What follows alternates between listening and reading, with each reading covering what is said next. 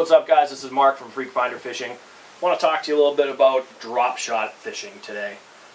This is a very commonly used technique.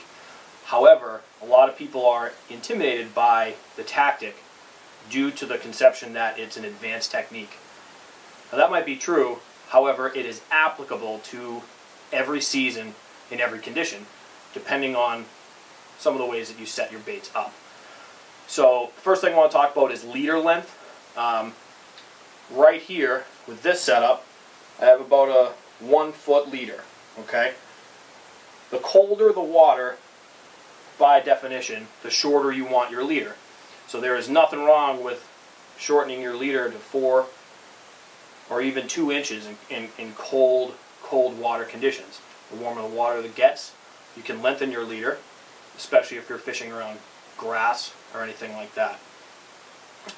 Next thing I want to mention is your rod selection. I've had this drop shot rod. This is a discontinued G Loomis rod. I love it. It is a 7.3 extra fast medium action rod. I love it. I've fished with Matt's Denali rods too. I like those quite a bit.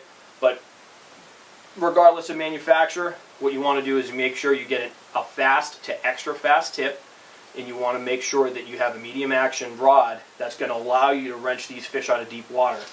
A lot of times for us in the summertime, fishing Lake Winnipesaukee or the lakes region up north, Champlain, whatever, we're catching big smallies in 40, 50, 60 feet of water potentially. So you want the sensitivity in your tip to feel your bites, but you need that backbone. You need that medium, at least medium action in the lower portion of your rod to get those fish out of deeper water. Next I want to talk about is weight. You're going to need a wide variety of drop shot weights if you want to become a good drop shot fisherman. You really want to go with the lightest weight you can get away with. If you're fishing in 40 feet and you can't feel your weight making contact with the bottom, bump up. Go up to your next weight size. But you want to find that happy medium between the weight of your drop shot weights and the sensitivity of your entire rig. Because if it's too heavy, there's a possibility you might not be feeling that strike down there, and you could have the fish swimming with your bait for a long period of time before you can actually set the hook. And with fish preservation and conservation, we don't want to be gut hooking any fish like that. Something else that could be overlooked is your reel selection. I use both Lew's and Shimano products. I pair it with a 2500 series. I do that for a couple of reasons. One is line capacity on the spool. You're going to need a lot of line if you're making long casts and dropping down into deep water. Also, you're going to need a reel with a decent gear ratio. If you're fishing in 40, 50 feet, you're going to need to get those fish out of the deep water and be able to fight them appropriately back to the boat. Open water, rough water scenarios, you want to be able to control the situation, not let the fish control you. And keep your drag a little loose too. The lighter the line you can get away with, the better. I usually fish with 8-pound fluorocarbon, either spooled directly all the way through, or as a leader. I go down to 6 pounds sometime. I use braid backing sometimes. I'm going to actually be doing that a lot more this year for sensitivity purposes. But yeah, 6 to 8 pound fluorocarbon. Integrate that into your drop shot setup for sure. Do with sensitivity and its clarity in the water. This is a year-round presentation. A lot of people assume that, summertime, warm water temperatures, the bites get kind of finicky, and they move strictly to drop shot. Don't rule it out in spring. You can fish it around beds.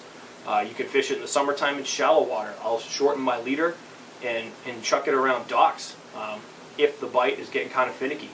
It's a great way to be a good finesse angler, but you can kind of power fish it too. If you want to fish it up shallow, make a lot of casts around structure. You can rig your drop shot baits weedless if you want. You can almost Texas rig them, not like this. This is more of a open water setup.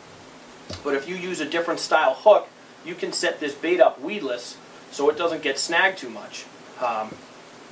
Just like you would do any other worm, feed it through and then just skin hook it and have it stand stand out from your line once it sits in the water column. So it's more of a versatile bait. Obviously, you're going to have to make some tweaks due to the conditions and how you're fishing it, but the drop shot, it's an advanced technique, yet applicable in every season, in every condition. So, especially if you're in these northeast lakes like we fish constantly, the drop shot's something I have tied up year-round, regardless of what's going on. So, thanks for watching. Tight lines, keep fishing.